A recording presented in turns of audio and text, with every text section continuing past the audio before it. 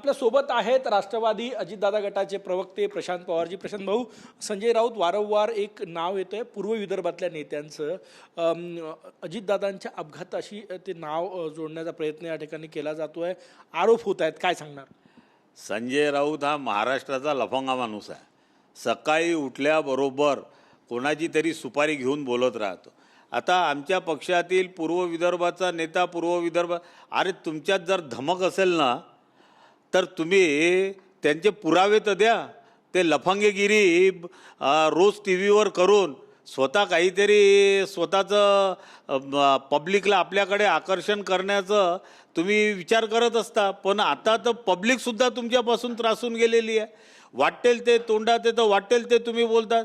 अहो, तुमच्या पक्षात तुमची स्वतःची इज्जत नाही आहे.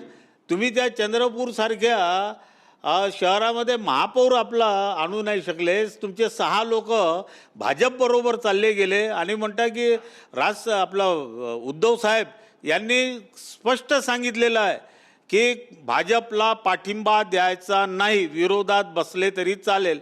अहो, तुमच्या पक्षाच्या नेत्या सुषमाताई अंधारे सांगतात की मी उद्धव साहेबांशी बोलली आणि तिथल्या लोकांशी बोलली, त्यांनी सांगितलं सगळं ओके आहे, तुम्ही त्यांना सपोर्ट करा.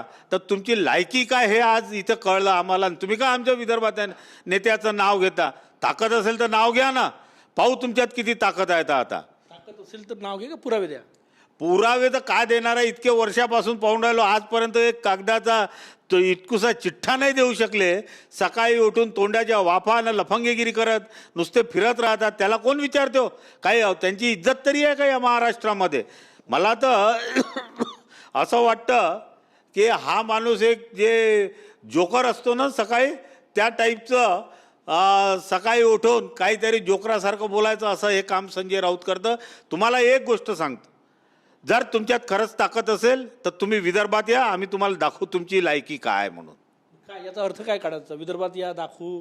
अहो, ताकदच नाही ना त्या माणसाची, पक्षच त्याच्याबरोबर नाही. पक्ष पूर्ण डुबवण्यामध्ये त्या उद्धव साहेबांना आजही आम्ही सांगतो, लोकही सांगतात की या माणसाला बाजूला करा. उद्धव साहेबांच्या परिवारातले लोक सांगतात की त्या संजय राऊतला बाजूला करा म्हणून, पण त्याला बाजूला करत नाही. आता त्या देशपांडेंनी मनसेच्या म्हटलंच ना, तेव्हा कसं वाटलं की प्रत्येक एरियातल्या प्रत्येक जिल्ह्यातली परिस्थिती पाहून त्याप्रमाणे डिसिजन घ्यावं लागतात काय. पण हे जे लफंगीगिरी सकाळपासून करतात ना, हे त्यांनी बंद करायला पाहिजे. तुम्ही ते म्हणजे विदर्भात या, पाहून घेऊ, हा धमकीचा प्रकार आहे. तुम्ही धमकी देता का संजय राऊत? धमकी बिलकुल देतो. आम्ही विदर्भातले लोकच तसे आहे. धमकी तर येऊन तर दाखवावं त्यांनी, आणि त्या विदर्भातला कोणता नेता आहे हे क्लिअर करून दाखवावं पहिले, जर त्यांच्यात ताकद असेल तर. ही चर्चा जेव्हा सुरू झाली तर 2 दिवसापूर्वी तुमच्याच पक्षाचे नेते आमदार रोहित पवार यांनी पत्रकार परिषद घेतली. त्यांनी पूर्व विदर्भाच्या नेत्यांचं नाव घेतलं. त्यामुळे संजय राऊत बोलले, तुमच्या परिवारातला आणि पक्षातला हा प्रश्न आहे. नाही, संजय राऊतला बोलण्याचा अधिकार काय आहे? कोणी काही बोलो. तुमच्याजवळ काही आहे का? त्यांनी विहिरीत उडी मारली म्हणून का संजय राऊत विहिरीत उडी मारणार आहे का? कोणी काय बोललं त्याचं नाही. तुमच्याजवळ काय तुम्ही सांगा. तुम्ही रोज सकाळी उठून विदर्भातला नेता म्हणजे तुम्ही काय आमच्या पक्षाच्या लोकांना बदनाम करून राहिले का त्याच्यामध्ये? हा आमचा त्याच्यामधला सगळ्यात मोठा पॉईंट आहे. खूप धन्यवाद. प्रशांत पवार यांच्या भावना तीव्र आहे.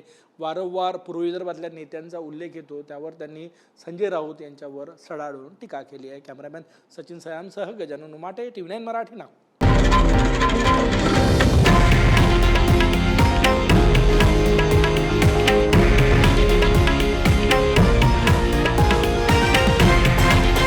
हे आहे देशातील नंबर 1 न्यूज नेटवर्क आणि आपण पाहत आहात TV9 मराठी, एकमेव.